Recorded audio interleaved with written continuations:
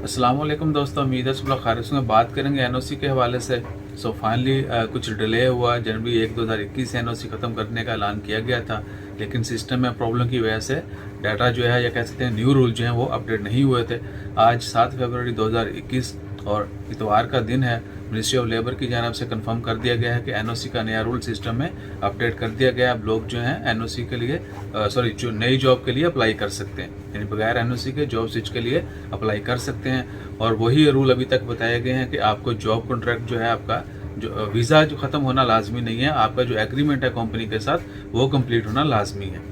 और जैसे ही जिसका एग्रीमेंट कंप्लीट होता है, अगर वो एम्प्लॉयर उसको कंटिन्यू नहीं करना चाहता या वो सेम एम्प्लॉयर के साथ, सेम कंपनी के साथ, सेम और वापस से कंटिन्यू नहीं करना चाहता, तो वो जॉब स्विच कर सकता है। इसके अलावा जैसे मजीद अपडेट्स आती हैं वो भी आपके साथ शेयर करते हैं। अपना ख्याल रखिए, दुआ में याद रखिए। जज़ाकल्लाह, अल्लाह हाफिज़।